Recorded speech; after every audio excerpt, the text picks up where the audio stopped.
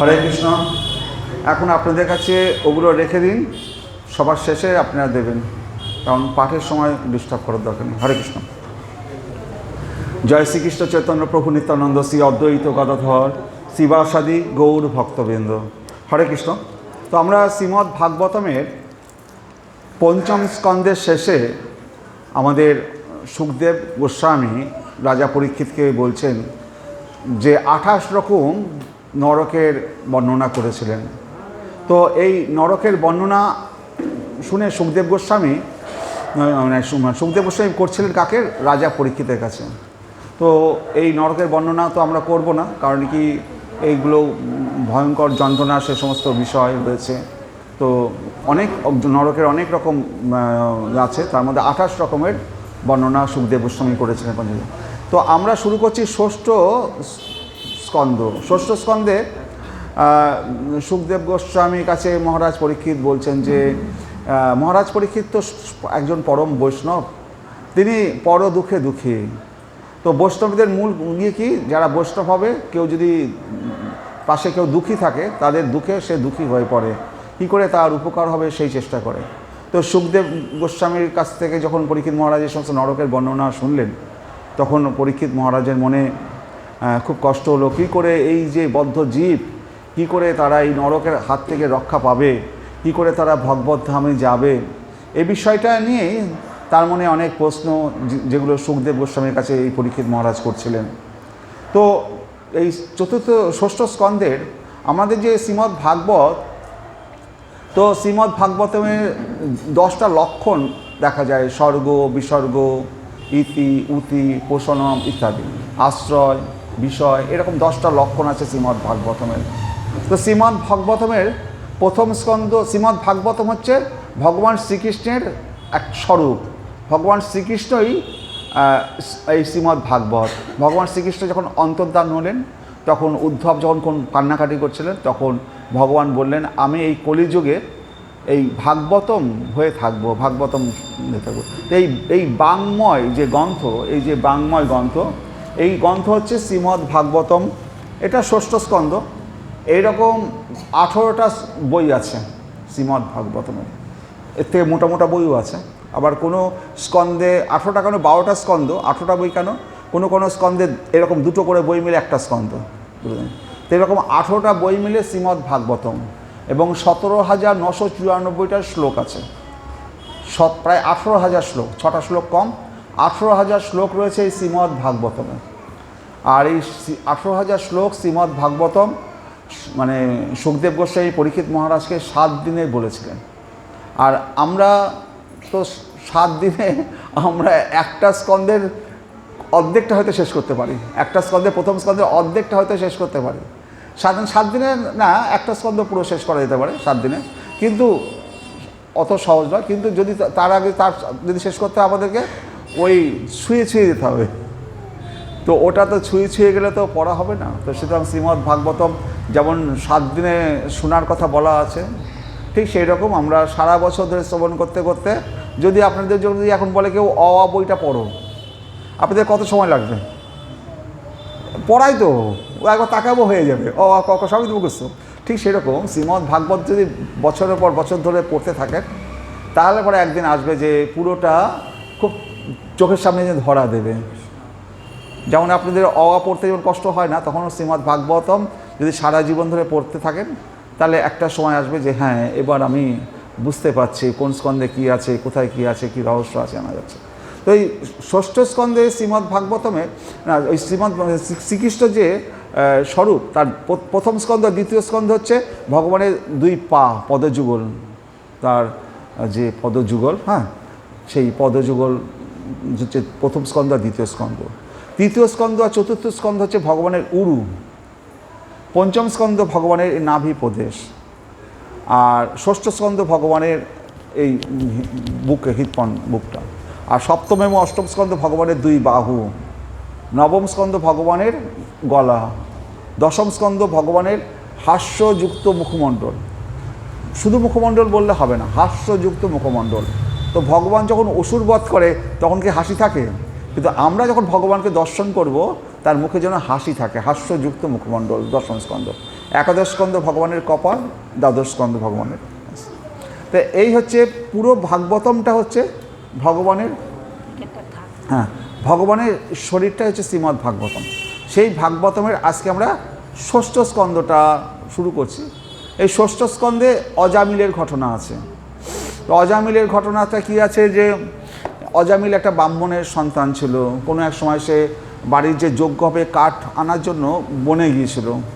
সেখানে একজন মানে খারাপ মহিলা, একজন কোনো পুরুষের সাথে খারাপ অবস্থায় সে করছিল। সেইটা দেখে অজামিলের মনে তার কামনা বাসনা জেগে উঠলো এবং সে এসে সেই কাঠ ফেলে দিয়ে সে তখন মানে খারাপ হয়ে গেল। আমি ওইগুলো আর বলবো না, সে খারাপ হয়ে গেল, যত রকম খারাপ কাজ আছে সে করতে লাগলো। এবং তারপরে কি হয়েছে, তার অনেকগুলো ছেলেপেলেও ছিল। তো তার ছোট ছেলে যখন হয়, মানে একদিন বাড়িতে একজন এসেছিল, বৈষ্ণব এসছে ভিক্ষা নিতে, না নারদ নয়, একজন বৈষ্ণব এসেছিল ভিক্ষা নেওয়ার জন্য। তো এবার পাড়ার লোকেরা পাঠিয়ে দিয়েছে অজামিলের ঘরে যাও। তো অজামিল তো বহুত দুষ্টু, যদি কোনো বৈষ্ণব বা কেউ পুরোহিত দেখে বা কেউ তাকে তো মেরে তাড়াবে। আর পাড়ার লোকেরা পাঠিয়ে দিয়েছে তুমি ওই অজামিলের ঘরে যাও। সেই সময় অজামিল ছিল না, অজামিলের বউ ছিল। বউ বলল যে আমার স্বামী তো নেই, আমার সামান্য কিছু আছে, এইটুকু ভিক্ষা দিল। তো বলল যে পাড়ার লোকেরা সবাই তোমাদের নামে এত বদনাম করে।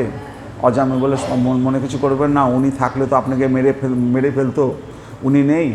তো বাড়িতে একটা ছোট্ট শিশু ছিল, সন্তান, মানে তখনও নামকরণ হয়নি সন্তানটার।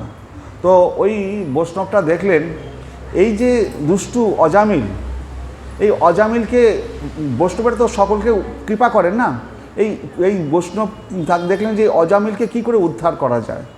তখন তিনি বললেন যে তোমার এই ছোট ছেলে, ওর নাম কি? বলল নাম তো বাবা এখনও রাখা হয়নি। তখন বলল ওর নাম নারায়ণ রাখো। তখন ওই ছোটো ছেলের নাম নারায়ণ রেখেছে। এবার অজামিল বাড়িতে এসে যখন যা কিছু দরকার পড়ে ছোটো ছেলেকে ডাকে, নারায়ণ এটা নিয়ে আয়, নারায়ণ ওটা নিয়ে আয়, নারায়ণ এটা কর। তো আস্তে আস্তে বয়স হচ্ছে, বৃদ্ধ হচ্ছে, কিন্তু সবসময় মুখে নারায়ণ এটা করে দে ওটা করে দে। তো এক সময় তখন তার মানে দেহ ত্যাগ করার সময় আসলো। তখন ও তো সারা জীবন অন্যায় করেছে ব্রাহ্মণের সন্তান হয়েও। তো সেখানে যমদূতেরা এসছে, তাদের ভয়ঙ্কর রূপ নিয়ে, হাতে সে গদা ফদা নিয়ে এসছে। অজামিলের ভিতর থেকে তার প্রাণবায়ুটাকে তুলে নিয়ে চলে যাবে। তখন সাথে সাথে যেহেতু শেষ সময়ে ওই যমরাজের ওই সব দূতদের দেখে ভয় পেয়ে গেছে। ভয় পেয়ে তখন মুখ দিয়ে ছোটো ছেলেকে ডাকছে, নারায়ণ নারায়ণ নারায়ণ, তুই শিগগির পালিয়ে যা, নয় আমাকে রক্ষা কর, যাও নারায়ণ নারায়ণ বলে ডেকেছে। এবার নারায়ণ নারায়ণ যখন বলে ডেকেছে, সাথে সাথে বিষ্ণুদূত তাদের শঙ্খ চক্র গদা পদ্ম হাতে 4 বিষ্ণুদূত সাজে চলে এসছে। এসে তখন ওই যমদূতদের বলছে হটো এখান থেকে। বলছে আপনারা কে? আপনাদের গায়ে এত সুন্দর উজ্জ্বল জ্যোতি, আর আপনারা কোথা থেকে আসলেন? আর আমরা একে তো নিতে এসেছি, এই এই এই এই জগতে যারাই পাপ করে তাদেরকে আমরা নিয়ে যাই। এ তো সারা জীবন পাপ করেছে, তো পাপ করলে কী হবে? শেষ সময় নারায়ণ বলে ডেকেছে, আমাদের গুরু ভগবান নারায়ণের নাম করেছে। বলছে নারায়ণ ভগবানের নাম বলে তো ডাকেনি, ওর ছেলেকে বলে ডেকেছে। কিন্তু নামটা তো নারায়ণ, ভগবানের নাম। তো তখন যমদূতদের সাথে এই বিষ্ণুদূতদের মধ্যে অনেক কথোপকথন হয়েছিল, সেগুলো আমি লাস্টে বলবো। তো এইভাবে অজামিল উদ্ধার পেয়েছিল। তো একবার নারায়ণ, মানে সেই জন্য বলা হয় অন্তে স্মৃতি নারায়ণ, আমাদের শেষ সময় যেন আমরা নারায়ণের নাম, শ্রীকৃষ্ণের নাম করতে পারি শেষ সময়। এবার শেষ সময়টা কার কখন আসবে, কিভাবে আসবে কেউ জানে? তো শেষ সময় আমরা যে তপস্যা করছি, সাধনা করছি, হরে কৃষ্ণ নাম করছি, এত ভগবত কথা শ্রবণ করতে আসছি, কেন? আমরা অ্যাকচুয়ালি মৃত্যুর তপস্যা করছি, কী করে সেই মৃত্যুকে জয় করা যায়। আমাদের তপস্যার তো একরকম মৃত্যু, যাতে শেষ সময় আমি ভগবানের নাম স্মরণ করতে পারি।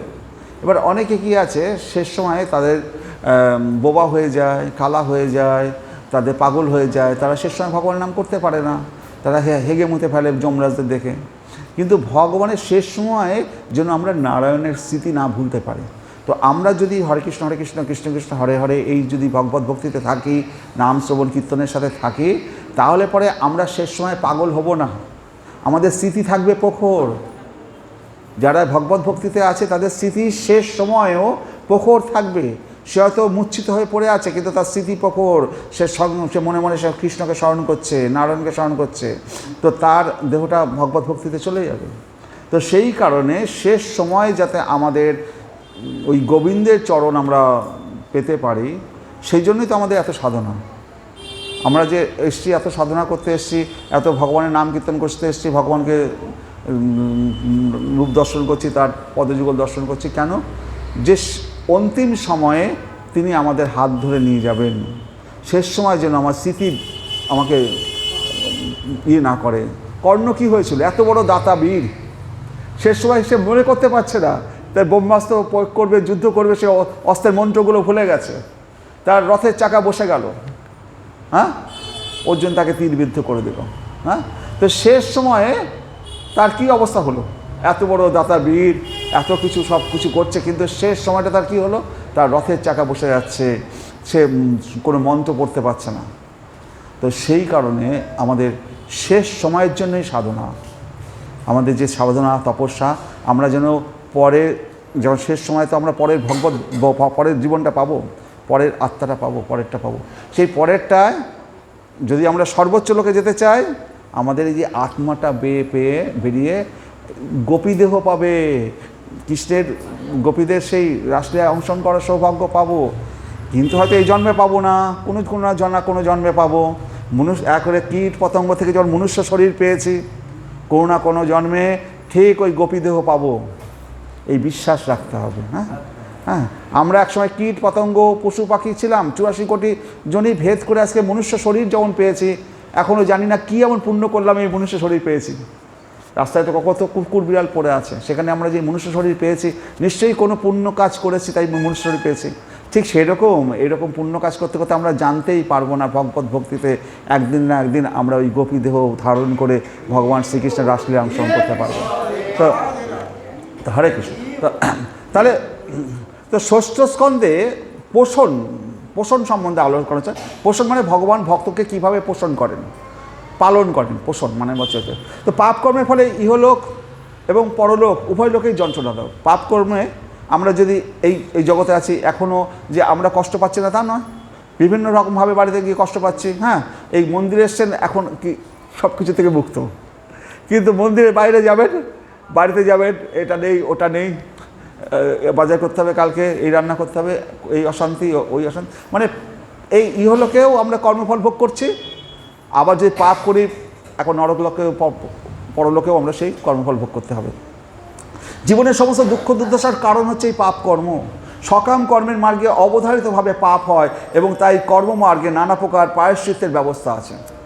সকাম কর্ম, আমরা যখন যা কিছু কর্ম করি বাড়িতে, কেউ চাকরি করছে, কেউ ব্যবসা করছে, কোন ধরনের কর্ম করছে, সে কর্মটা কী পয়সাটা এনে কী করছে? বাড়ির ভরণ পোষণ করাচ্ছে, ছেলে মেয়ে খাওয়াচ্ছে, বাড়ির ভরণ পোষণ করছে, টাকা ব্যাংকে জমা রাখছে, আরও সুখ চাইছে। কিন্তু ওই যে অর্থটা ইনকাম করছি, যে ব্যবসা করছি, সে ব্যবসা মানে কি? 2 টাকার মাল 5 টাকায় বেচা, সেই টাকার মধ্যেও তো পাপকর্ম রয়েছে না। 2 টাকার জিনিস 5 টাকায় বিক্রি করছি, মানে তার মধ্যে পাপকর্ম রয়েছে।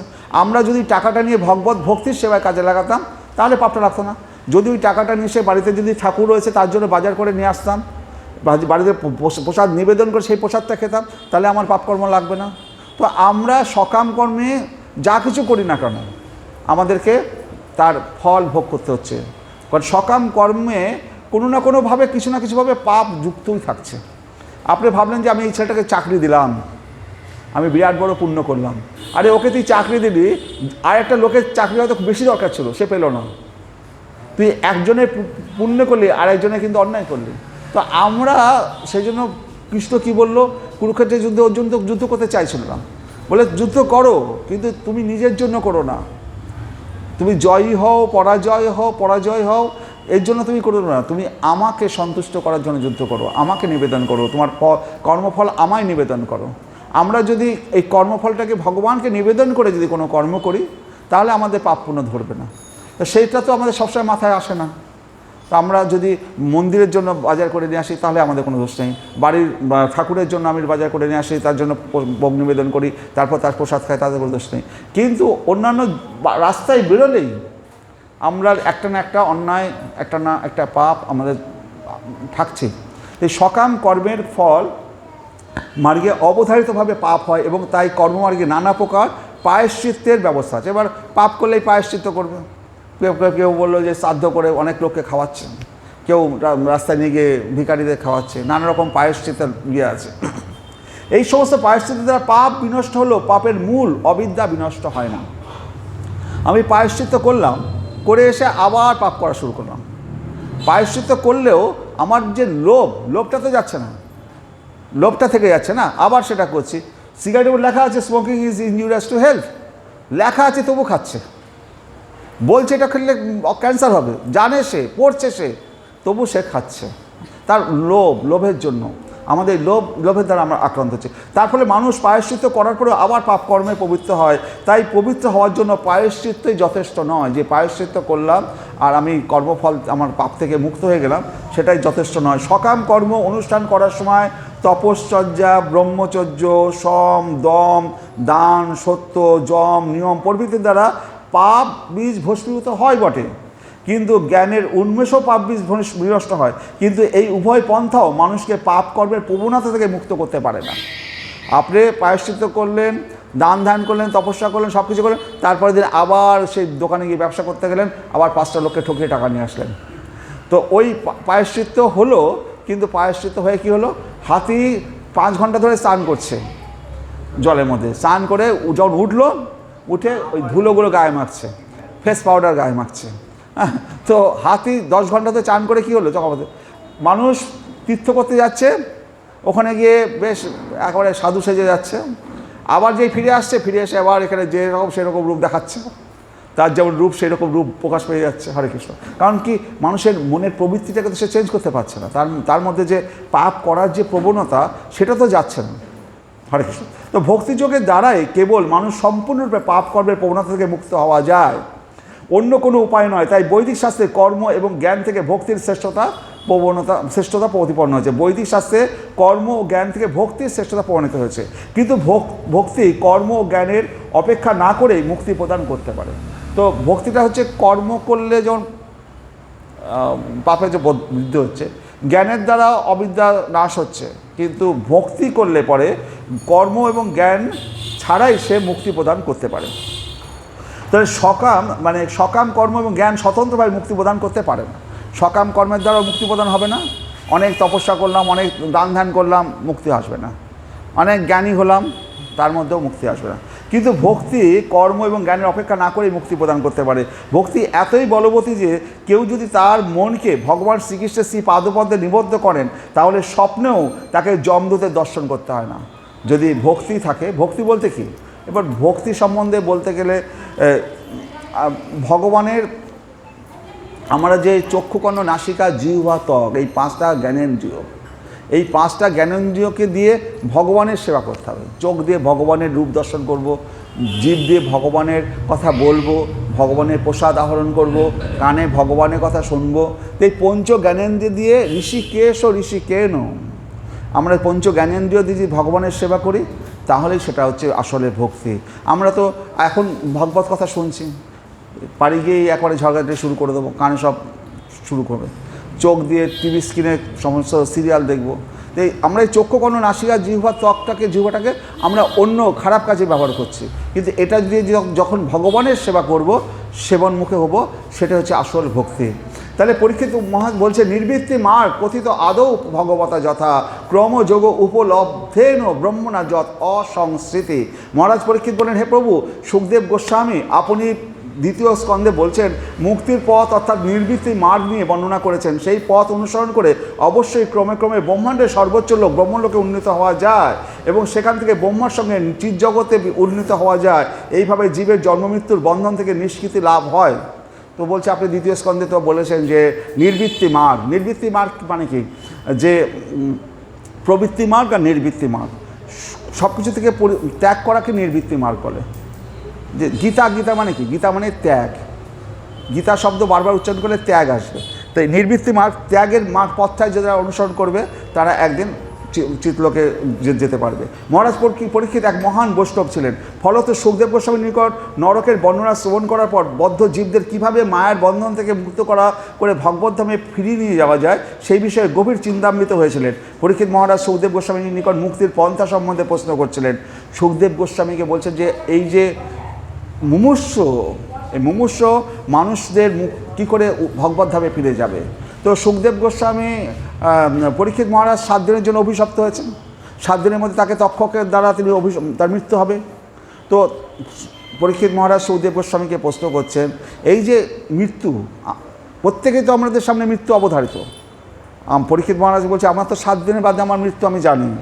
এই সমস্ত পৃথিবীর সমস্ত মানুষেরাই জন্মেছে যখন, তখন তার মৃত্যু হবেই, আজ না কাল হবেই। এই যে মুমূর্ষ মানুষ কি করলে ভগবদ্ধামে ফিরে যেতে পারে? তারা দুর্গা পুজো করবে, লক্ষ্মী পুজো করবে, কালী পুজো করবে, সরস্বতী, এর দ্বারা যাবে? দান করবে, ধ্যান করবে, এর দ্বারা যাবে? এগুলোর তো কোনো পথ নেই।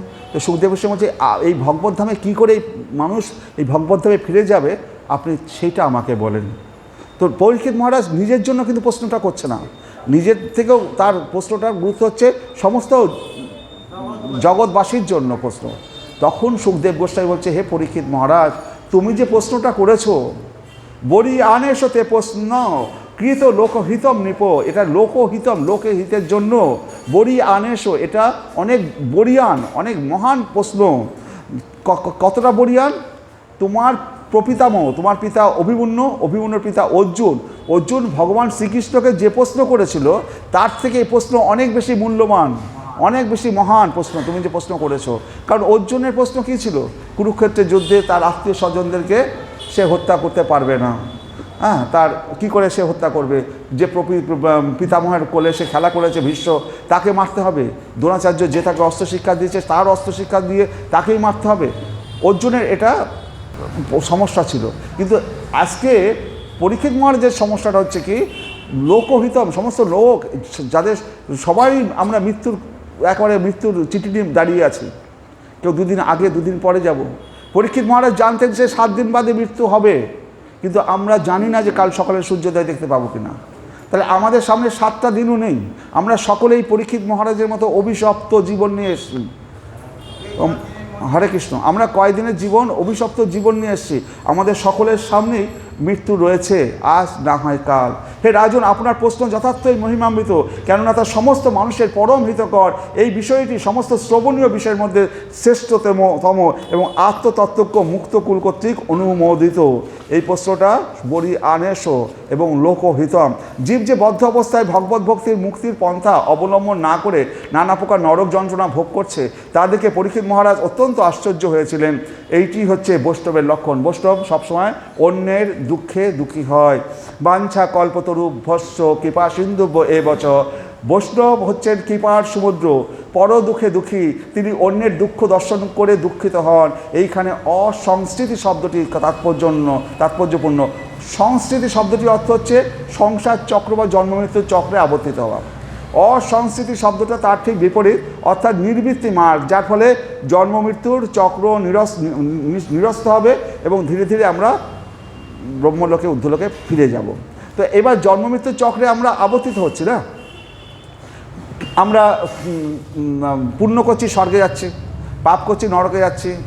এই জন্মে পাপ করলাম, নরকে গেলাম। এই মনুষ্য শরীর পেয়েছি, পাপ করলাম তো কুকুর জন্ম পেলাম। আমরা কুকুর জন্ম পেয়ে কী ভাবছি, আরে এটাও তো দারুণ শরীর পেয়েছি, এখানেও স্ত্রী সন্তান সব আছে। ও বুঝতে পারছে না যে এই শরীরটা কুকুর জন্ম, এই শরীর দিয়ে ভগবানকে ডাকা যাচ্ছে না। আমরা যে মনুষ্য শরীর পেয়েছি, ভগবানের হরে কৃষ্ণ নাম বলতে পারছি। চাইনিজরা এত পাপ করেছে, তারা কৃষ্ণ বলতে পারে না, কেন্ন করে। মুখ দিয়ে কৃষ্ণ শব্দ উচ্চারণ হবে না। যারা পাপী তাদের মুখ দিয়ে কৃষ্ণ শব্দ উচ্চারণ হবে না। যেমন দস্যু রত্নাকর, বাল্মীকি, প্রথমে কী ছিল, যত এত পাপ ছিল তার মুখ দিয়ে কী বেরোতো? রাম বলেছে মরা। কেন? মুখ দিয়ে উচ্চারণ হবে না। যদি পাপ করে তার মুখ দিয়ে হরে কৃষ্ণ নাম, শ্রীকৃষ্ণ নাম উচ্চারিত হবে না।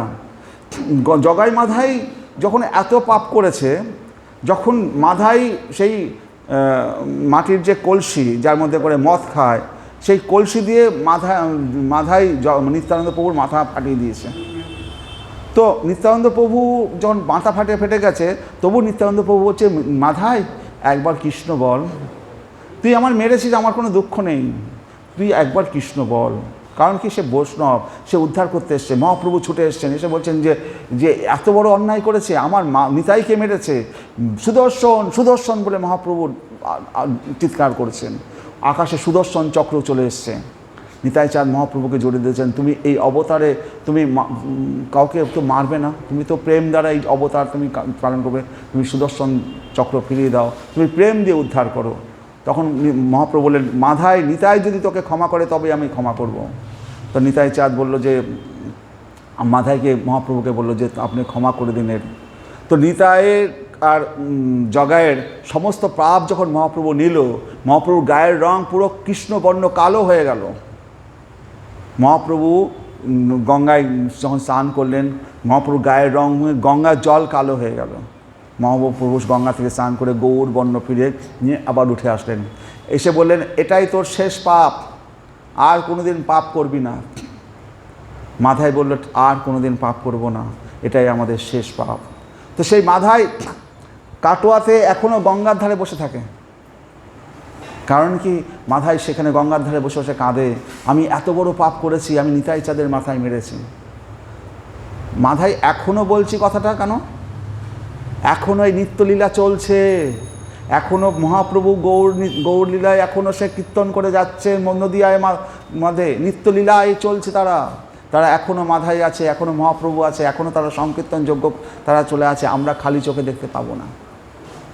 যেমন বৃন্দাবনে প্রতিদিন নিকুঞ্জে রাসলীলা হয়, তেমনি আমাদের নবদ্বীপে এখনও আমাদের গোড়াচাঁদ আমাদের মহাপ্রভু এখনও তারা সেই নৃত্য করে যাচ্ছেন, কীর্তন করে যাচ্ছেন, হরে কৃষ্ণ তার দলবল নিয়ে। এরা নিত্যলীলায় সবসময় অবস্থান করেন। তাই জন্মমৃত্যুর চক্রে শুদ্ধ ভক্ত না হওয়া পর্যন্ত আমাদের কী হবে, এই জন্মমৃত্যুর চক্র থেকে বেরোতে হবে। কখন বেরোবো? আমরা যখন কর্ম করছি, এই জন্মে 5টা ছেলে, ওই জন্মে 10টা ছেলে, এরকমভাবে অনেক ছেলে পেলে এক জন্মে আসছে। তো কী হচ্ছে, কোনো জন্মে ছেলে লাথি মেরে যখন তাড়িয়ে দিল, সারা জীবন ছেলেদের খাওয়ালেন, সেই বৃদ্ধ বয়সে সেই ছেলেই তাড়িয়ে দিচ্ছে। তখন মাথায় হুঁশ আসবে, আরে সারা জীবন কি করলাম, সারা জীবন কি করলাম, আমি যদি ভগবানের ভক্তিতে যেতাম আজকে তো আমার এই অবস্থাটা হতো না। তখন মাথায় হুঁশ আসলো, এতদিন তো মন্দিরে যায়নি, এবার মন্দিরে যায়। এই যখন হুঁশ আসবে, তখন ভগবত ভক্তিতে মানুষ নিজেকে সমর্পণ করবে, তখন সেই জন্মমৃত্যুর চক্র থেকে সে বেরোতে পারবে।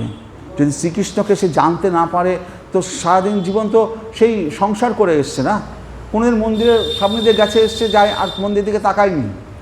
পাগল ছাগল এরা করছে, করুক, তার বড় অহংকার, এত টাকার বালি। যখন ছেলেরা লাথি মেরে দাঁড়িয়ে দিয়েছে, ছেলেরা স্টেশনে গিয়ে রেখে দিয়ে বৃদ্ধ বাবা মাকে ছেড়ে চলে এসছে, তখন তাদের হুঁশ আসছে, আরে আমি কি করলাম, এতগুলো বছর আমি শুধু এই সংসারের ঘানি টানলাম, যদি একটু ভগবানের কথা বলতাম তাহলে তো আমার উদ্ধার হয়ে যেত। মৃত্যু তো সকলেরই, কত বড় শাস্তি দেবে ভগবান, শুধু মৃত্যুটাই তো দিতে পারে, আর কিছু দিতে পারে না। কিন্তু ভগবান, যদি আমি ভগবানকে ডাকি, হে ভগবান তুমি আমার হৃদয়ের মধ্যে থেকে বেরিয়ে দেখাও দেখি তুমি কেমন বড় হয়েছো, এই কথা যেদিন বলতে পারবো। কখন বলতে পারবো? যদি আমরা ভগবত ভক্তিতে যদি আমরা নিত্য ভগবানের নাম ডাকি, তখন আমরা ভগবানকে বলবো, হ্যাঁ ভগবান তোমার যদি এত ক্ষমতা থাকে আবার হৃদয় থেকে বেরিয়ে তুমি দেখাও। ভগবান বলবে, না তুই আমার নাম জপ কর, তখন আরও ভগবত ভক্তিতে তাকে ঊর্ধ্বে নিয়ে যাবে। তো আমাদের সেই জায়গায় পৌঁছাতে হবে। শুদ্ধ ভক্ত কেবল ভগবত ভক্তির অনুশীলনের ফলে সরাসরিভাবে ভগবত ধামে ফিরে যান। আচার্যদের মতে ক্রমযোগ উপলব্ধেন, ক্রমযোগ উপলব্ধ শব্দটি ইঙ্গিত করে প্রথমে কর্মযোগ, তারপরে জ্ঞানযোগ, অবশেষে ভক্তি যোগের স্তরে উদ্ধৃত হওয়ার ফলেই কেবল মুক্তি লাভ করা যায়। প্রথমে কর্মযোগ, অনেক কর্মটর্ম করে টাকা পয়সা করে ঘর বাড়ি করলো, তারপরে যখন ছেলেপেলে লাথি মারলো, তখন বেরিয়ে আসলো জ্ঞানযোগে, ভগবানকে জানতে হবে। যখন জ্ঞানযোগের দ্বারা ভগবানকে জানতে বললো, শ্রীকৃষ্ণই একমাত্র মুকুন্দ, সেই আমার উদ্ধারকর্তা, তখন সে ভগবানের শরণাগত হবে, তখন সে ভক্তিযোগ আসবে। তাহলে কর্মযোগ, জ্ঞানযোগ, তারপরে ভক্তিযোগ, ক্রমযোগ উপলব্ধেন। মানুষ সরাসরি ভক্তিযোগে আসতে পারছে না, ওই ঝাঁটা লাথি না খেলে পরে। তাহলে ওই ঝাঁটা লাথিকে প্রণাম করা দরকার, ওই ঝাঁটা লাথিকে প্রণাম করা দরকার। আমাদের ভক্তিবিনোদ ঠাকুর না ভক্তি সিদ্ধান্ত সরস্বতী ঠাকুর বলেছিলেন যে সকালে উঠে আমাদের নিজেদের পিঠে নিজেদেরকে ঝাঁটা মারা দরকার, কারণ নিজেদের পিঠে ঝাঁটা মারা দরকার। কারণ কি, তাহলে পরে মনটা ঠিক থাকবে। আজকে ঝাঁটা খেলি সারাদিন কৃষ্ণনাম করবি, নইলে ঝাঁটা না খেলে পরে সহজে কৃষ্ণনাম করবে না। যখন আমরা নিজেদের পিঠে নিজেরা ঝাঁটা মারতে পারবো তখন বুঝতে হবে যে ভগবত ভক্তিতে আমার তো অনেক সময় 3:30 রেগুলার ঘুম ভাঙে। আমাদের নিয়ম হচ্ছে 4টার সময় চান টান করে 4:30টায় ইয়েতে দর্শন আরতিতে যাওয়া। কোনো দিন ইচ্ছা হয় না, আবার শুয়ে পড়ি। কোনো দিন ইচ্ছা হয় না, আবার শুয়ে পড়ি। তার ফলে কী হচ্ছে, কেন ইচ্ছা হচ্ছে না, তার মানে ভিতরে ঝাঁটা মারতে হবে। বুঝতে পারছেন?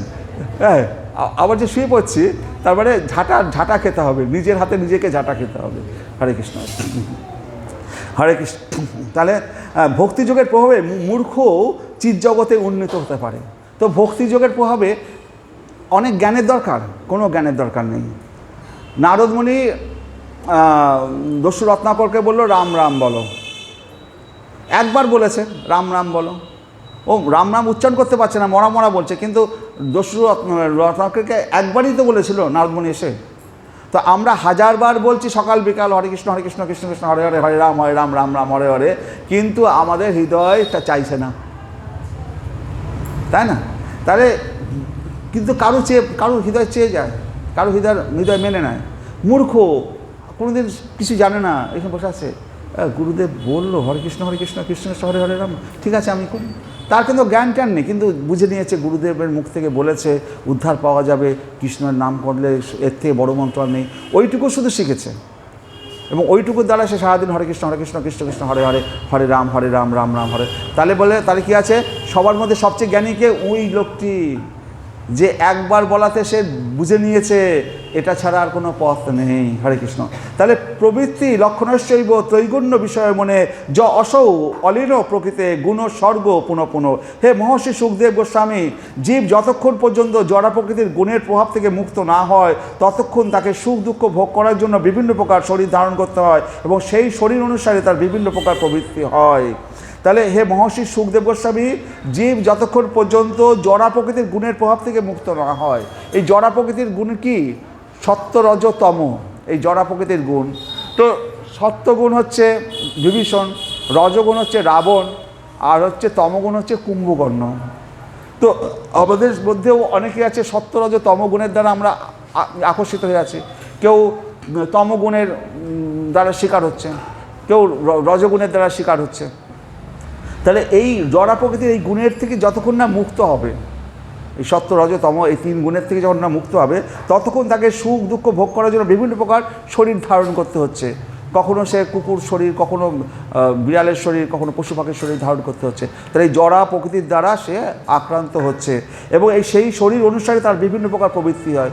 যদি কুম্ভকর্ণের প্রবৃত্তি কী, একবারে ঘুমাবো আর ওই একবারে ঘুমাবো আর মাছ মাংস হাবিজাবি খাবো, কুম্ভকর্ণ তমগুণের প্রভাব। তো এই তমগুণের থেকে রজগুণের থেকে যতক্ষণ না মুক্ত হচ্ছে ততক্ষণ সে কী হচ্ছে, এই জগতে সুখ দুঃখ ভোগ করে চলেছে।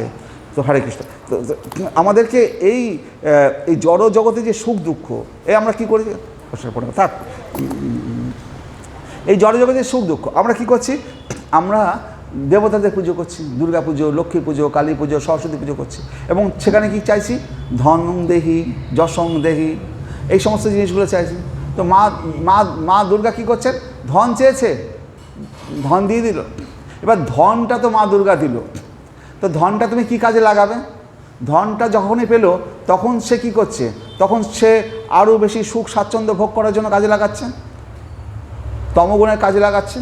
সে তো ওই টাকাটা নিয়ে ভগবত ভক্তিতে কোনো কাজ করছে না, না মন্দিরে কোনো একটা ওই টাকা দিয়ে মন্দিরে কোনো প্রসাদ বিতরণ করলো বা কিছু করলো, ওই ধনটা সে কী করলো, নিজের সুখ সাজে মা দুর্গা দিয়েছে। তো ওই দ্বারা কি হচ্ছে, আরও বেশি কর্মমার্গে যুক্ত হচ্ছে এবং আরও বেশি পাপে যুক্ত হচ্ছে। আর মা দুর্গার হাতে ত্রিশূল আছে, আধ্যাত্মিক আধি দৈবিক আর আধি ভৌতিক 3টা পলা নিয়ে বসে আছে, তাকে আরও বেশি খুঁচাচ্ছে।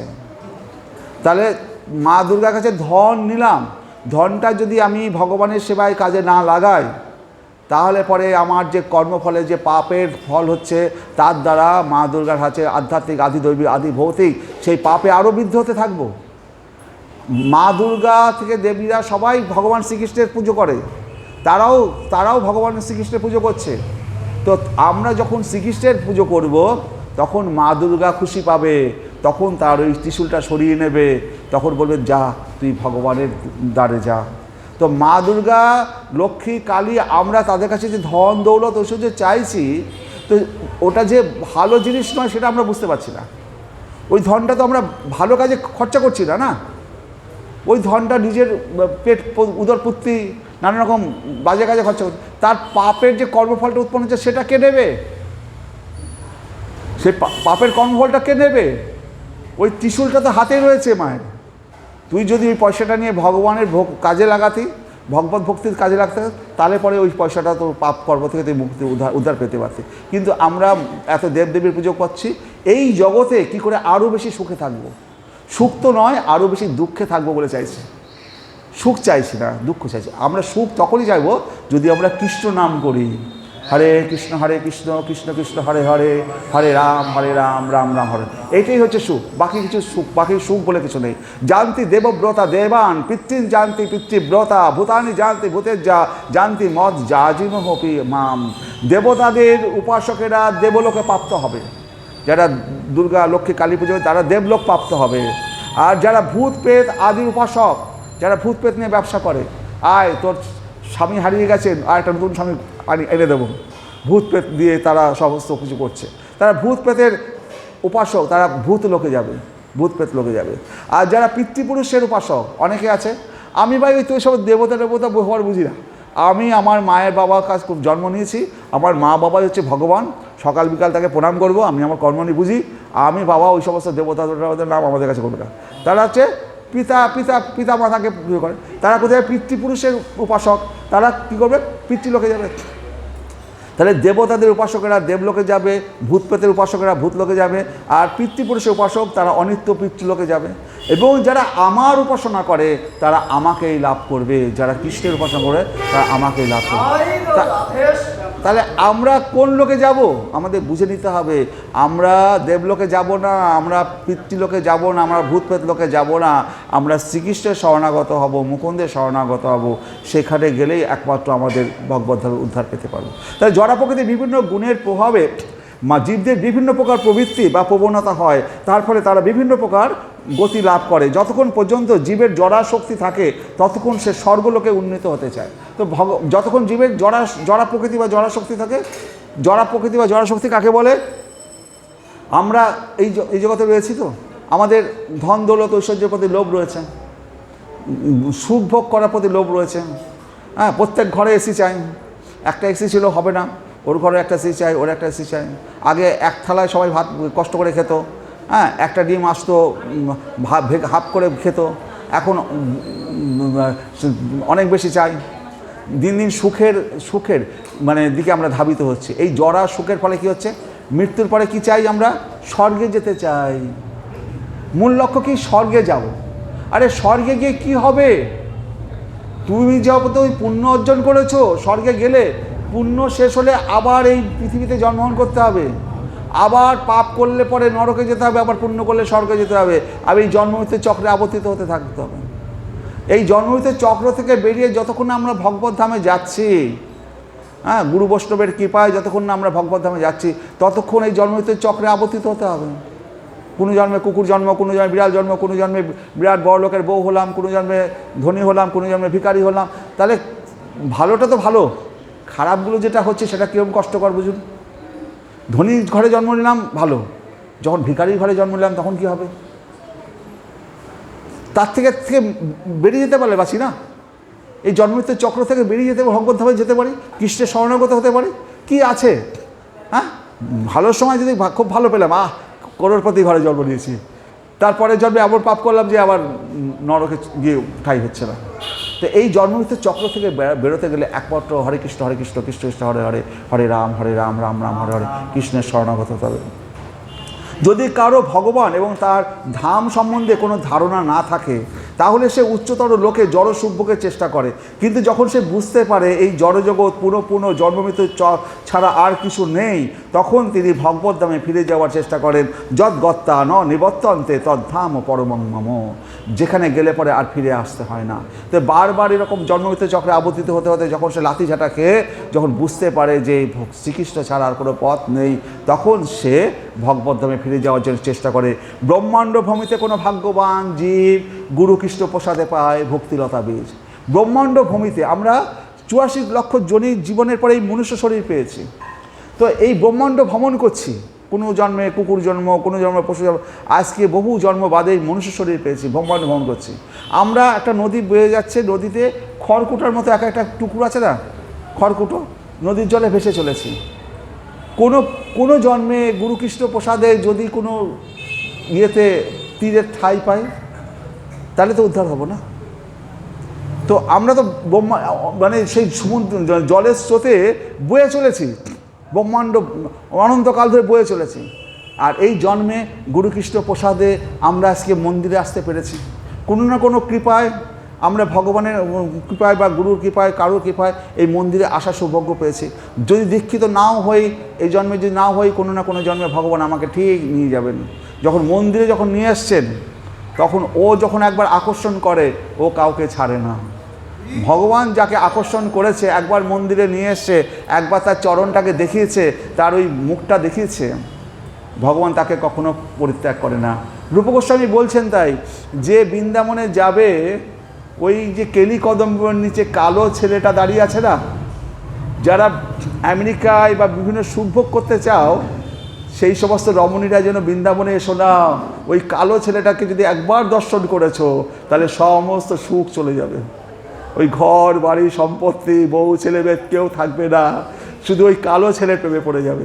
তাই বলছি, যারা ঘর সংসার চাও, ধন দৌলত চাও, তাহলে বৃন্দাবনে যেও না, ওই কালো ছেলে কিন্তু ওই দাঁড়িয়ে আছে কেলিকুঞ্জে। হ্যাঁ, ওকে যদি একবার দর্শন করেছো, একবার দেখেছো, তাহলে কিন্তু তোমার ঘর সংসার সব চলে যাবে, ওই কালো ছেলের প্রেমে পড়ে যাবে। তো এই কালো ছেলের প্রেমটাই তো আমরা চাই। তাহলে জীব তার কর্ম অনুসারে সারা ব্রহ্মাণ্ড ভ্রমণ করছে, কখনো সে স্বর্গলোকে উন্নীত হচ্ছে, কখনো আবার সে নরকে পতিত অধপতি হচ্ছে। এই প্রকার কোটি কোটি ভ্রাম্যমান জীবের মধ্যে কোনো এক ভাগ্যবান জীব এবং শ্রীকৃষ্ণের কৃপায়, সদ্গুরুর কৃপায় সে ভক্তিলতা বীজ পায়। এই ভক্তিলতা বীজটা কি, হরেকৃষ্ণ নামটা কি, এটা কিন্তু এই জগতের শব্দ নয়, এটা গোলক বৃন্দাবনের শব্দ। এই গোলক বৃন্দাবনের শব্দ যদি গুরু কৃষ্ণ কৃপায় যদি পেয়ে যায়, হরে কৃষ্ণ কৃষ্ণ কৃষ্ণ হরে হরে, হরে রাম রাম রাম হরে হরে। তো এবার কথা হচ্ছে, অনেকে বলবে আমি তো গুরু পাইনি, এটা জপ করব কি করে? মহাপ্রভু বলেছে, মহাপ্রভু এই নামটা অকাতরে দিয়ে গেছে। গুরু পান অথবা না পান, এই নাম তার কাজ করবে। হরে কৃষ্ণ কৃষ্ণ কৃষ্ণ হরে হরে, হরে রাম রাম রাম।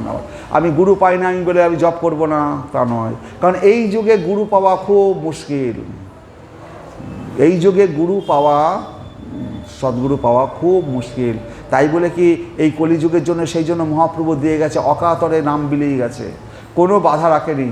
শুধু শ্রীকৃষ্ণ চৈতন্য প্রভু নিত্যানন্দ, শ্রী অদ্বৈত গদাধর, শ্রীবাসাদি গৌর ভক্তবৃন্দ, এই পঞ্চতত্ত্বের নাম করে নেবেন, একবার করে হরে কৃষ্ণ নাম জপ করবেন। শ্রীকৃষ্ণ চৈতন্য প্রভু নিত্যানন্দ, শ্রী অদ্বৈত গদাধর, শ্রীবাসাদি গৌর ভক্তবৃন্দ, এই পঞ্চতত্ত্বের নাম করবেন। আর হরে কৃষ্ণ কৃষ্ণ কৃষ্ণ হরে হরে, হরে রাম হরে। এই পঞ্চতত্ত্ব কী করবে? আপনাকে সমস্ত রকম বাধা বিঘ্ন থেকে আপনাকে রক্ষা করবে। হরে কৃষ্ণ। তাহলে শ্রীকৃষ্ণ এবং শ্রীকৃষ্ণের গুরুদের, শ্রীকৃষ্ণ এবং শ্রী গুরুদের উভয়ের কৃপার ফলে আমরা এই ভক্তিলতার বীজ প্রাপ্ত হব। সমস্ত জীব ব্রহ্মাণ্ড জুড়ে ভ্রমণ করছে, কখনো তারা উচ্চ লোকে উন্নীত হচ্ছে, আবার কখনো তারা নিম্নলোকে অধপতিত হচ্ছে। এইটি হচ্ছে ভবরোগ, যাকে বলা হয় প্রবৃত্তি মার্গ। কেউ যখন সদ্বুদ্ধি লাভ করেন, তখন তিনি নির্বৃত্তি মার্গ বা মুক্তির পথ অবলম্বন করেন, এবং তার ফলে ব্রহ্মাণ্ড ভ্রমণের পরিবর্তে তিনি ভগবত ধামে ফিরে যান। তাহলে কেউ যখন বুঝতে পারে, তখন তার সদ্বুদ্ধি আসে, তখন সে প্রবৃত্তি মার্গ থেকে, প্রবৃত্তি মার্গ মানে কি, লোভ লালসা ভোগের জীবন ছেড়ে তখন নির্বৃত্তি মার্গের দিকে সে ধাবিত হয়। তাই বলে কি ভাববো যে আমরা ভোগ করব না? হ্যাঁ, ভোগ করার পথ রয়েছে। সেটা কি? যুক্ত বৈরাগ্য বলা হয়। ভগবানকে ভোগ দেব, যদি আপনার খাওয়ার ইচ্ছা হয় ভালো মতো ফল মূল নিয়ে এসে একেবারে ভালো মতো রান্না করে ভগবানকে দিন, তারপর তার থেকে প্রসাদ খান। তার কি ভোগ হবে না? ভগবানের প্রসাদ খাচ্ছেন, তাতে ভোগটা হবে, মানে আমাদের পেটটা মুড়বে, গলাও কি হবে, কিন্তু ভগবানের প্রসাদ বলে আমাদের পাপটা হবে না, তাই না? আমাদের ভোগের কাজটা চলবে, কিন্তু ভগবানের প্রসাদ করে খাবো। হ্যাঁ, তো সেজন্য বলে না, বুড়ি ছুঁয়ে খেলবে যখন বুড়ি ছুঁয়ে খেলো, যাতে আউট না হয়ে যাও। আমাদের খেলা যেন বুড়ি ছুঁয়ে হয়। তাহলে হে মহাভাগ সুখদেব গোস্বামী, যে উপায় অবলম্বন করলে মানুষকে নানা প্রকার অসহ্য যন্ত্রণাময় নরকে পতিত হতে হয় না, এখন আপনি আমার কাছে সেই উপায় কৃপাপূর্বক বর্ণনা করুন। ভগবত ভক্তির এমনই প্রভাব যে কেউ যদি সর্বতভাবে শ্রীকৃষ্ণের শরণাগত হয়ে তার প্রতি পূর্ণরূপে ভক্তিপরায়ণ হন, তাহলে তিনি তার সমস্ত পাপ কর্মের ফল থেকে তৎক্ষণাৎ মুক্ত করে থাকেন। ভগবত ভক্তির এমনই প্রভাব যে কেউ যদি সর্বতভাবে শ্রীকৃষ্ণের শরণাগত হয়, তাহলে পরে কি করবে? শ্রীকৃষ্ণের শরণাগত হয়, তাহলে পূর্ণরূপে তাহলে তার বলছে পূর্ণরূপে ভক্তিপরায়ণ হন, তাহলে তিনি তার সমস্ত পাপ কর্মের ফল থেকে তৎক্ষণাৎ মুক্ত হয়ে যান।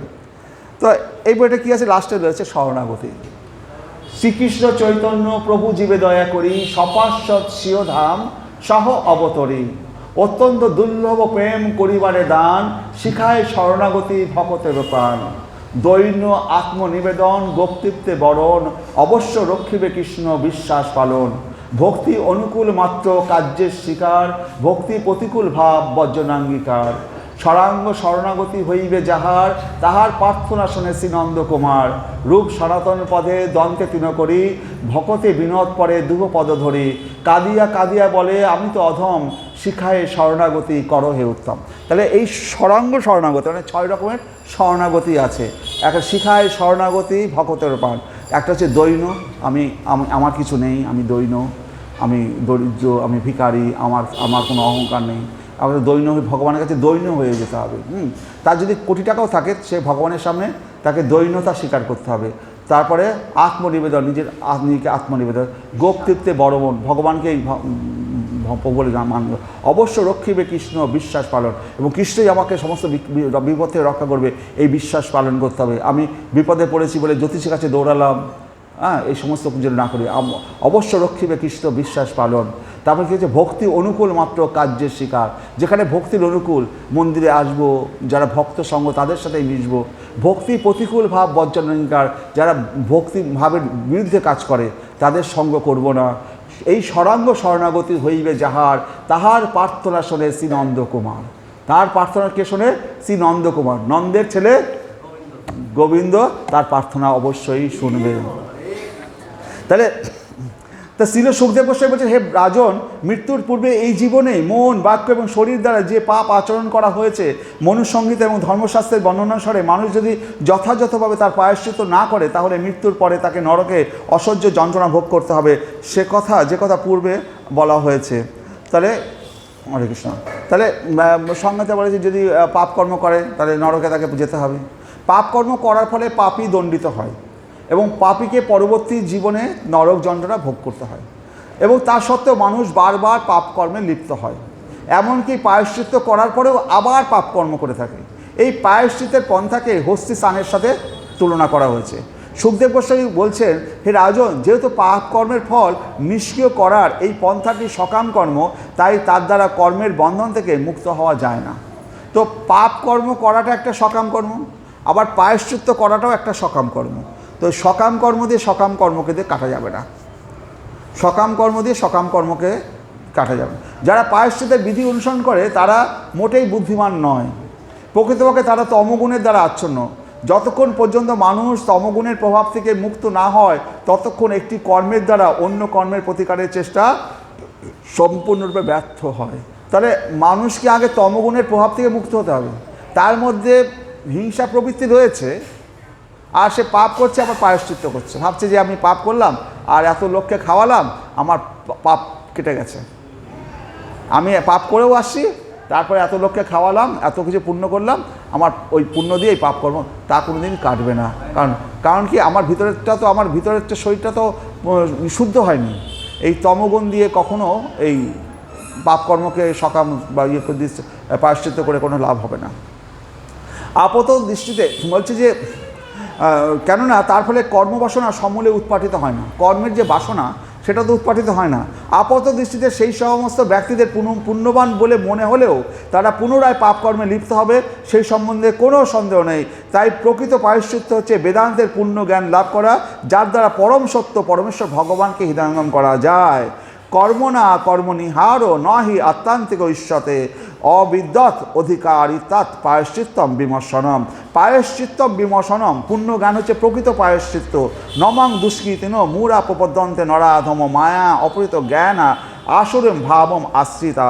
মূঢ় নরাধম মায়ার দ্বারা যাদের জ্ঞান অপহৃত হয়েছে এবং যারা আসরিক ভাবসম্পন্ন, সেই সমস্ত দুষ্কৃতকারীরা কখনো আমার শরণাগত হয় না। যারা মূঢ়, যারা নরাধম, যারা মায়ের দ্বারা যাদের জ্ঞান অপহৃত হয়েছে, তারা ভগবানের নাম করতে পারবে না। তাদের আসরিক ভাবসম্পন্ন মনুষ্যরা ভগবানের নাম করতে পারবে না। তারা ভগবানের নাম করতে না পারলে কী হবে? তারা এই পাপে তারা যুক্ত হয়ে যাবে। তাই বলছি যে ভগবানের নাম করতে যদি পারে, যদি যে ভগবানের নামটা কখন জানবে? যখন সে এই সমস্ত জ্ঞানটা অর্জন করবে যে শ্রীকৃষ্ণই একমাত্র ভগবান। অনেকে তো সেটাও জানে না। তারা অনেকে জানে যে বাড়িতে লক্ষ্মী দেবী আমার ভগবান, একবার দুর্গা দেবী পুজো করছে, একবার লক্ষ্মী দেবী পুজো করছে, একবার হনুমানের পুজো করছে, একবার শিবের পুজো করছে, একবার কালীর পুজো করছে। এই সব জায়গায় ছুটে বেড়াচ্ছে। এটাকে না আর বলবো না ওটা কথাটা। তো যা সব জায়গায় তারা খুঁজে বেড়াচ্ছে। কিন্তু যদি একজনের শরণাগত হয়, তুলসীর গোড়ায় যদি জল দেওয়া হয়, এই উপরে পাতা লতা যত এই যে দুর্গা কালী লক্ষ্মী সরস্বতী সব রয়েছে, গোড়ায় যদি জল দিই সবাই পাবে। তো আমরা কৃষ্ণের শরণাগত যদি হই, দুর্গা দেবী বলুন, লক্ষ্মী দেবী বলুন, সরস্বতী বলুন, তাকে ছোটো বলছি না, তারাও দেবী, কিন্তু যদি কৃষ্ণের শরণাগত হই তাহলে সবাইকেই জল দেওয়া হবে, সমস্ত দেবদেবী তুষ্ট হবে। তো সেটা আমরা বুঝতে পারছি না। সর্বস্ব চাহম হৃদি সন্নিবিষ্ট মত্তস্থিতি জ্ঞানম অপহনম চ বেদেশ্য সর্ব অহম এব বেদ্য বেদান্ত কিদ বেদ বিদেব চা অহম। বেদেশ্য সর্ব অহম বেদ্য, বেদ অধ্যয়নের উদ্দেশ্য হচ্ছে পরমেশ্বর ভগবানকে জানা। তো বেদ অধ্যয়নের উদ্দেশ্য হচ্ছে পরমেশ্বর ভগবানকে জানা। তো বেদ তো আপনারা কখনো পড়েননি, কিন্তু বেদ সম্বন্ধে বলি। বেদ হচ্ছে ঋক, সাম, যজু অথবা 4 রকম বেদ রয়েছে। তো যে আমাদের যে বেদের দুটো কাণ্ড রয়েছে, একটা কর্মকাণ্ড, একটা জ্ঞানকাণ্ড। কর্মকাণ্ডের মধ্যে রয়েছে যেরকম যাগ যজ্ঞ করা, কোনো যজ্ঞ করলে পরে যুদ্ধে জয়লাভ করা যাবে, কোনো যজ্ঞ করলে পরে পুত্র সন্তান উৎপন্ন হবে, কোনো যজ্ঞ করলে পরে বৃষ্টিপাত হবে, হ্যাঁ, ধান ফসল ভালো হবে। এই হচ্ছে কর্মকাণ্ডের মধ্যে এই সমস্ত যজ্ঞের মন্ত্রগুলো রয়েছে, কর্মকাণ্ড। আর জ্ঞানকাণ্ড হচ্ছে উপনিষদগুলো। তো 115টা উপনিষদ ছিল, কিন্তু এখন সব লুপ্ত হয়ে মাত্র 10-15টা উপনিষদ পাওয়া যায়। তো উপনিষদ, বেদের যে উপনিষদ যে জ্ঞানকাণ্ড, সেই জ্ঞানকাণ্ডর থেকে আমাদের গীতাটা এসছে। গীতায় লেখা আছে না, সর্ব উপনিষদ গাব গোপাল নন্দন। তো সমস্ত উপনিষদ এই জ্ঞানকাণ্ডকে দহন করেছেন কে? গোপাল নন্দন।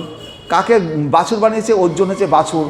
এবং বাছুরকে দেখিয়ে ওই বেদের থেকে তারা এই সমস্ত গীতার যে শাস্ত্র শ্লোক, সমস্ত উপনিষদের জ্ঞানকাণ্ডটা নিয়ে ভগবান শ্রীকৃষ্ণ এই গীতা জ্ঞানটা আমাদের সর্ব উপনিষদ গাব দগ্ধা গোপাল নন্দন। এবার দগ্ধা গোপাল নন্দন। তো একজন গুরুদেব, একটা গল্প বলি। একজন গুরুদেব অনেকদিন বাদে একটা শিষ্য পেয়েছে। যখন গুরুদেব অনেক জ্ঞান দিচ্ছে, অনেক শাস্ত্র পড়ছে, অনেক বলছে, আর শিষ্য চুপ করে শুনছে। আর গুরুদেব বলছে, বাহ, এতদিন বাদে একটা শিষ্য পেয়েছি, এতদিন একটা শ্রোতা পেয়েছি, এতক্ষণ ধরে শ্রবণ করে যাচ্ছে, হ্যাঁ, এ বোধহয় সবচেয়ে বড় শ্রোতা। গুরুদেব ওই উৎসাহে আরও বলে যাচ্ছে। প্রায় 3-4 ঘন্টা লেকচার দেওয়ার পরে, আচ্ছা এবার তুমি বুঝেছো? তুমি কি বললাম? বলছে, গুরুদেব আমি তো সব বুঝেছি, কিন্তু একটা জায়গায় বুঝতে পারিনি। ওই যে আপনি বললেন না, সর্ব উপনিষদ গাব দগ্ধা গোপাল নন্দন, ওই 2 গাধা কে ছিল সেটা জানতে না, সেটা তো বুঝতে পারছি। ওই দগ্ধা বলেছে, ওই যে আপনি দগ্ধা বললেন না, ওই 2 গাধা কে ছিল সেটা তো আমি জানি না। তো খুব গুরুদেব বললো যে একজন ভালো শিষ্য পেয়েছিলাম, ভাবলাম এ তো যে মহামূর্খ, দগ্ধা মানে 2 গাধা বলছে। তা এরকম হয়। হরে কৃষ্ণ। তাহলে এবার বেদটাকে, এই যে জ্ঞানকাণ্ড আর কর্মকাণ্ড কথা বলছিলাম, আপনার কলেজ স্ট্রিটে বেদ পাওয়া যায়, আপনি যেমন মহাভারত সংস্কৃত ছিল, বাংলা অনুবাদ যে পড়া যায়, রামায়ণ সংস্কৃত ছিল বাংলা, কিন্তু বেদের বাংলা অনুবাদ কলেজ স্ট্রিটে ভুরি ভুরি বিক্রি হচ্ছে। যদি আপনারা কিনে নিয়ে আসেন, 2 মাস 1 বছর রেখে দেবেন ঘরে, পড়তে আর পারবেন না, তারপরে একদিন কেজি দরে বিক্রি করে দেবেন। পড়তে না পারলে কী করবেন? জায়গা দখল করে আছে, বিক্রি করে দেবেন। কারণ কি, বেদটা ঋষিরা এমনভাবে লিখেছে, না না কঠিন না, ওর ঋষিরা এমনভাবে লিখেছে, ওর বাংলা অনুবাদ করলেও ওর ভিতরে যে ইয়েটা রয়েছে, দুধের মধ্যে যে ক্ষীর মাখনটা রয়েছে, সেটা বের করার মতো ব্রেন আমাদের নেই। এই কলিযুগে মানুষের ব্রেন আমাদের নেই। ওই ভিতরে যে ঘি মাখনটা রয়েছে, বাংলা অনুবাদ রয়েছে, কিন্তু বাংলা অনুবাদের ভিতরে যে ঘি মাখন রয়েছে, সেটা কি গুরু পরম্পরা ছাড়া ওটা কেউ বলতে পারবে না। তো এক একটা শ্লোকের এক এক রকম ব্যাখ্যা হচ্ছে, আপনি কোন ব্যাখ্যাটা নেবেন? এবার তাহলে যেতে হবে গুরুর কাছে, গুরু বলবে যে না, এটা ওটার ব্যাখ্যা হবে না, ওটার ব্যাখ্যা হবে এটা। তা এখন তো সেই গুরু নেই, তাহলে আপনি বিভ্রান্তিতে পড়ে যাবেন। সেই জন্য চৈতন্য চৈতামৃতে বলছে, না জানিয়া না বুঝিয়া যদি কেউ বেদ পড়ে, তাহলে কী হবে? অমৃত ভাবিয়া বিষ পান করবে, আর এই জন্মমৃত্যুর চক্রে খারাপ মানে কুখাবার খেয়ে জন্মমৃত্যুর চক্রে আবর্তিত হবে। তাহলে বেদ পড়তে গেলে যে জ্ঞান দরকার, যে বুদ্ধি দরকার, এই কলিযুগের মানুষের সেটা নেই। হ্যাঁ, সুতরাং জোর করে আমরা বেদ পড়তে যদি যাই, তাহলে পরে আমরা অমৃত ভেবে বিষ পান করব। তার অর্থ এই নয় বেদ পড়ব না। বেদের ভিতরে কি আছে, যদি আমি বেদ পড়ি, তাহলে বেদের ভিতরে যে কৃষ্ণ কথা আছে, সেই কৃষ্ণ কথাটাকে জানার চেষ্টা করব। তো সারা বেদ পড়লে কোথাও কৃষ্ণের কথা লেখা নেই। আপনি যে সারা বেদ পড়েন, কোথাও কৃষ্ণ কথা লেখা নেই, অথচ ভিতরে কৃষ্ণ কথা আছে। সে কে বলতে পারবে? সেই বুদ্ধি বা ব্রেন থাকলে তবে তো সে কৃষ্ণ কথা বের করতে পারবে। তাহলে কি বলছে, কেউ যদি বেদান্ত অধ্যয়ন করে কিন্তু পরমেশ্বর ভগবানকে না জেনে কেবল মনোধর্মী জ্ঞানের দ্বারা কিছুটা অগ্রসর হয়, তাহলেও সে মূঢ়ই থেকে যায়। তাহলে ওই যে কৃষ্ণ কথা জানাটাই হচ্ছে আমাদের ধর্ম। যদি কৃষ্ণ কথা না জেনে শুধু এই বেদের এই শ্লোকগুলো পড়ে বড় বড় জ্ঞান আর বড় বড় বক্তৃতা দিয়ে বেড়ায়, সে পুরো মূর্খ, হ্যাঁ, এবং সে ভগবত ভক্তি থেকে দূরে সরে যাবে। গীতার যে সংস্কৃত আর পুরাণের সংস্কৃতের ফাট ডিফারেন্ট। পুরাণের সংস্কৃত উচ্চারণ করতে একটু লঘু, মানে গুরু, আর গীতার সংস্কৃত লঘু মানে আমি যে বুঝি এটা লঘু, আর মানে পুরাণের এটার কিছুই নয়। গীতাটা এসছে আসতে 5000 বছর আগে, কুরুক্ষেত্রের যুদ্ধের সময়। আর পুরাণ কি তারও আগের, পুরাণ তারও আগে। তো যাই হোক, মানে সংস্কৃত শব্দগুলো এক এক যুগে এক এক সময়ে এক এক রকমভাবে এসছে। এবং আজকে বাংলা শব্দ হ্যাঁ, এখন আপনি এখন যে বাংলা শব্দগুলো পড়ছেন, যদি আপনি ঈশ্বরচন্দ্র বিদ্যাসাগরের বাংলা শব্দ পড়েন, বঙ্কিমের বাংলা পড়তে পারবেন না। স্বামী বিবেকানন্দের বাংলা পড়ুন, হ্যাঁ, আপনি এত শব্দগুলো এখন সংস্কৃত ঘেঁষা। আর এখনকার বাংলা অনেক সহজ, যত দিন যাচ্ছে শব্দ তত সহজতর হচ্ছে। আপনি বঙ্কিমের গল্পগুলো পড়তে যাবেন, দেখবেন দাঁত ভেঙে যাবে। হ্যাঁ, হরে কৃষ্ণ। তাহলে বহু নাম জন্ম নাম অন্তে জ্ঞান বান মাম প্রপদ্যন্তে বাসুদেব সর্বম এতি সমহাত্মা সদুর্লভ। প্রকৃত জ্ঞান মানুষকে তখনই লাভ করেন যখন তিনি শ্রীকৃষ্ণকে জেনে তার শরণাগত হন। বহু নাম জন্ম নামন্তে জ্ঞানম নাম প্রপদ্যন্তে। বহু জন্মের পরে যখন সে ভগবান শ্রীকৃষ্ণকে জানতে পারে, তখনই সে প্রকৃত জ্ঞান লাভ করে এবং সমস্ত কলুষ থেকে সে মুক্ত হওয়ার জন্য শ্রীকৃষ্ণকে জানার চেষ্টা, মানে মুক্ত হতে গেলে শ্রীকৃষ্ণকে জানার চেষ্টা করা উচিত। কারণ তার ফলে মানুষ সমস্ত পাপ এবং পুণ্য কর্মফল থেকে তৎক্ষণাৎ মুক্ত হতে পারে। যিনি জ্ঞানের বিধিনিষেধগুলি পালন করে চলেন, তিনি ক্রমে ক্রমে জড় কলুষ থেকে মুক্তির পথে অগ্রসর হন। তা আমরা এত পাপ বলছি, এত পাপের শব্দ বলছি। যদি শ্রীকৃষ্ণের শরণাগত হয়, এত পাহাড় প্রমাণ পাপ এক নিমিষেই উধাও হয়ে যেতে পারে। গুরুকৃষ্ণ প্রসাদে ভক্তিলতা বীজ যদি পায়, যদি হরিকৃষ্ণ নাম করা যায়, এক নিমিষে সমস্ত পাপের পাহাড় উধাও হয়ে যেতে পারে। একটা ঘরে 10 বছর ধরে অন্ধকার, কোনোদিন কেউ ঘর খোলেনি, 10 বছর ধরে অন্ধকার হয়ে পড়ে আছে, পাপের পাহাড় হয়ে পড়ে আছে। একটা দেশলাই কাটি টুক করে জ্বালালেন, পুরো ঘর আলোয় আলোকিত হয়ে গেল, অন্ধকার কোথায়? তো সমস্ত পাপ দূরীভূত হয়ে যাবে যদি আমরা হরে কৃষ্ণ কৃষ্ণ কৃষ্ণ হরে হরে, হরে রাম রাম রাম হরে হরে একবার যদি করি। কিন্তু একবার করলাম, কিন্তু পাপের প্রবৃত্তিটা আবার ওই হরে কৃষ্ণ নাম করছি, আবার পাপ করছি, তাহলে তো হবে না। মাথায়কে যেমন বলেছিল এই শেষ, আর তুমি পাপ কর্ম করবে না, মাথায় মেনে নিয়েছিল। কিন্তু আমরা এই কলিযুগের মানুষ হরে কৃষ্ণ নামও করব, আবার পাপও করে বেড়াবো, তাহলে কি হবে? তাহলে হবে না। হরে কৃষ্ণ। তাহলে তাহলে কি বলছে, যিনি জ্ঞানের বিধিনিষেধগুলি পালন করে চলেন তিনি ক্রমে ক্রমে জড় কলুষ থেকে মুক্তির পথে অগ্রসর হন। তাই কর্মমার্গ থেকে জ্ঞান মার্গ শ্রেষ্ঠ। কর্মের স্তর থেকে নরকে অধঃপতিত হওয়ার সম্ভাবনা থাকে, কিন্তু জ্ঞানের স্তরে সম্পূর্ণরূপে ভবরোগ থেকে মুক্ত না হলেও নরকে অধঃপতনের সম্ভাবনা থাকে না। তবে একটা অসুবিধা, জ্ঞানের স্তরে মানুষ মনে করে সে মুক্ত হয়ে গেছে এবং নারায়ণ অথবা ভগবান হয়ে গেছে, এটি আর এক প্রকার অবিদ্যা।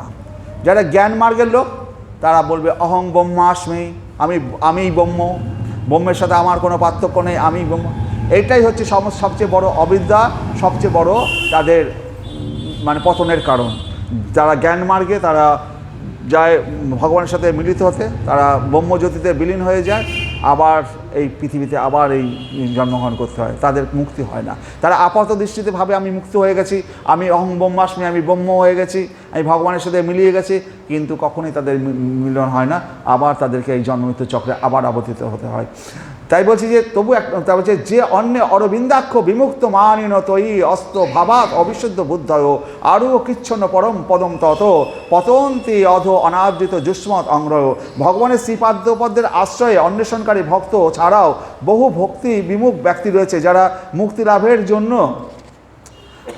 লাভের জন্য বিভিন্ন পন্থা অবলম্বন করছে। তাদের কি হবে? এখন বলছে যে ভক্তি বিমুখ অনেক লোক আছে, তারা ভক্তি করে না, তারা মুক্তি পাওয়ার জন্য অনেক পথ অবলম্বন করছে। কেউ যোগাসন করছে, কেউ ব্রহ্মজ্ঞানী করছে, কেউ নানা রকম, যেমন রামদেব বাবা যোগাসন করায় সকাল বিকাল, হ্যাঁ, তো এরকম কেউ যোগাসনের মাধ্যমে মুক্তি পেতে চাইছে, কেউ জ্ঞানের মাধ্যমে মুক্তি পেতে চাইছে। এইভাবে বহু রকম পন্থা, কেউ মানে শ্মশানে পড়ে আছে, হ্যাঁ, কেউ শিবের কোলকে খাচ্ছে, হ্যাঁ, তো নানা রকমভাবে মানুষ তার চেষ্টা চালাচ্ছে।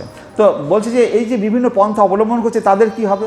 তার উত্তরে দেবতারা বলছে, হে পদ্মলোচন, অভক্তরা পরম পদ লাভ করার জন্য কঠোর তপস্যা কৃচ্ছ সাধনের পন্থা অবলম্বন করে নিজেদের মুক্ত বলে মনে করতে পারে, কিন্তু ভগবানের সেই পাদপদ্মে প্রীতি না থাকায় তাদের বুদ্ধি অবিশুদ্ধ, তারা তাদের কল্পিত পরম পদ থেকে অধঃপতিত হয়, কারণ তারা ভগবানের সেই পাদপদ্মকে অনাদর করেছে। তাহলে এই সমস্ত বড় বড় মুনীষীরাও তারা অনেক কিছু সাধন করছে, এক পায়ে খাড়া হয়ে পাহাড়ের উপর দাঁড়িয়ে আছে, নানা রকম তপস্যা করছে, না, তবু তারা ভগবানকে পাবে না যদি ভগবান শ্রীকৃষ্ণের মানে চরণে শরণাগত না হয়। তাহলে তাদের এই সমস্ত কি হবে? আমি হরিদ্বার থেকে একটা জায়গা আছে না, যেখানে উমার দক্ষ যজ্ঞ হয়েছিল, ওই জায়গাটার নাম কি? কঙ্খল। হ্যাঁ, কঙ্খলে গিয়েছিলাম, সেখানে কঙ্খলে, হরে কৃষ্ণ, তো কঙ্খলে অনেক সাধু সন্ন্যাসীর সাথে কথা বলছিলাম, সেখানে কি জানতে পারলাম অনেক সাধু সন্ন্যাসী আছে ভগবানকে না পেয়ে তারা পাহাড়ের উপর থেকে ঝাঁপ দিয়ে তারা আত্মহত্যা করে, হ্যাঁ, বিঘুপাত করে তারা দেহ রাখছে। অনেক সাধু সন্ন্যাসী আছে, কারণ কি তাদের বুদ্ধিটা অবিশুদ্ধ। যদি দেহ রেখে যদি ভগবানকে পাওয়া যেত, সনাতন গোস্বামীর যখন কুষ্ঠরোগ হয়েছিল তখন মহাপ্রভু তো সনাতন গোস্বামীকে জড়িয়ে ধরতেন। সনাতন গোস্বামী মনে মনে ভাবলো, এই শরীর আমার কুষ্ঠরোগ যদি প্রভুর গায়ে লাগে আমার তো মহাপাপ হবে, আমি ওই রথ যখন আসবে রথের চাকার তলায় শুয়ে পড়বো, আমার দেহটা রথের চাকার তলায় দিয়ে দেবো, জগন্নাথের চাকার তলায় গেলে নিশ্চয়ই উদ্ধার পেয়ে যাবো। মহাপ্রভু তো অন্তর্যামী, মহাপ্রভু সনাতন শোনো, তুমি কি ভেবেছো আমি তোমাকে দীক্ষা দিয়েছি, তুমি তো তোমার জীবনটা তো আমাকে সমর্পণ করেছো, তুমি অন্যের ধন, তোমার দেহটা তো এখন তোমার নয়, ওটা তো এখন আমার সম্পত্তি, তুমি অন্যের ধন কি করে তুমি নষ্ট করতে চাও? ওই শরীর, ওই ধন, ওই শরীরটা তো তুমি আমার কাছে দীক্ষা নিয়েছো, তুমি ওই শরীর আমার, তো তুমি আমার সম্পত্তি তুমি কি করে নষ্ট করবে? তুমি কি ভেবেছো ওই রথের চাকার তলায় তুমি শুয়ে পড়বে? হ্যাঁ, তোমার এত বড় দুর্বুদ্ধি। যদি রথের চাকায় শুয়ে পড়ে যদি ভগবান জগন্নাথকে পাওয়া যেত, আমি আমার কোটি কোটি জনম ওই রথের চাকার তলায় দিয়ে দিতাম। তো কারণ কি, ওই রথের চাকার তলায় যখনই যাবে তখন তো ওটা তমগুণ রজগুণের দ্বারা, তো তমগুণ সপ্তম রজগুণের দ্বারা ভগবানকে পাওয়া যাবে না, শুদ্ধ সত্তাত্মক হয়ে ভগবানকে যেতে হবে। আমাদের যদি কষ্ট হয় মৃত্যুর সময়, বয়স হচ্ছে, বৃদ্ধ হচ্ছে, কষ্ট হচ্ছে, ভাবছি কবে নেবে কবে নেবে, ভাবার দরকার নেই। যখন ভগবানের কথা জানতে পেরেছি, যতক্ষণ শ্বাস দিয়েছি ততক্ষণ শুধু হরে কৃষ্ণ নাম করার চেষ্টা করব। এ শরীর থাকলেই বা কি না থাকলেই বা কি, তোমার শরীর তুমি রাখো, যতক্ষণ রাখো তুমি রাখো, যতক্ষণ যখন নেবে তখন তুমি নাও, আমার কিছু যায় আসে না। হ্যাঁ, তো আমাদের এই যখন বুদ্ধিতে উপস্থিত হব, তখন আমাদের শরীর, যারা বৈষ্ণব তারা কখনো মৃত্যুর জন্য কান্নাকাটি করে না, মৃত্যু আসছে বলে খুব কষ্ট পাচ্ছি। কিন্তু যাদের বুদ্ধি নেই, যারা অজ্ঞানী, তারা ভাবে এই বাবা তুই আমার পাশে থাকিস, কিন্তু হ্যাঁ আমার শরীর ভালো লাগছে না, তুই আমার পাশে বসে থাক, মানে ছেলে বাঁচাবে। হ্যাঁ, হয় কি? তো যদি সে ভগবত ভক্ত হয়, সে তখন বাবা আজকে তোরা তাড়াতাড়ি খেয়ে নে, হ্যাঁ আজকে তাড়াতাড়ি খেয়ে নে, ও খেয়েছে রে, ও খেয়েছে রে, ও বুঝতে পারছে যে মা যে আজকে আমি চলে যাব, আমার ছেলেপেলেরা যেতে আমি গেলে পরে খাবে না, তার আগে যেদিন তারা খেয়ে নেয়, বাবা তোরা খেয়ে নে তো বাবা, এই ও এসছে বাড়িতে, ওকে বল না একটু খেয়ে নিতে। এবার সবার খাওয়া দাওয়া হয়ে গেছে, বুড়ি ফুরুত করে চলে গেলেন। তাই এইটা হচ্ছে তারা বুঝতে পারেন, যাওয়ার আগে বুঝতে পারেন আজকে আমার যাওয়ার সময় হয়েছে, এবং তার জন্য তারা দুঃখ কষ্ট কিছু নেই, এবং তারা জানতে পারেন আমি কোথায় যাব, ভগবান আমার জন্য কোন ঘর রেখে দিয়েছে, কোথায় নিয়ে গিয়ে আমায় রাখবে। তখন সে নিজের থেকে আনন্দের সাথে সাথে সে চলে যাবে। সে যখন যাবে মুখে তার মুখে হাসি ফুটে থাকবে। তো আমাদেরও সেইভাবে যেতে হবে। আশাটা তো জানি না কীভাবে এসছি, হ্যাঁ, কিন্তু যাওয়াটা তো আমাদের হাতে। আশাটা তো জানি না মায়ের গর্ভ থেকে এই ভূমিতে জন্ম নিয়েছি, কে কীভাবে এসেছি আমরা কেউ জানি না, কিন্তু যাওয়াটা তো আমার হাতে। যদি আমরা সেরকম কর্ম করতে পারি, হরে কৃষ্ণ কৃষ্ণ কৃষ্ণ হরে হরে করতে পারি, ঠিক করতে পারি, তাহলে পরে আমরা আমাদের পথ উদ্ধার করতে পারবো। আরও আছে, কিন্তু টাইম অনেক হয়ে গেছে, আর বেশি কষ্ট দেওয়া উচিত না। হরে কৃষ্ণ কৃষ্ণ কৃষ্ণ হরে হরে, হরে রাম রাম রাম হরে হরে, ওং নমো ভগবান।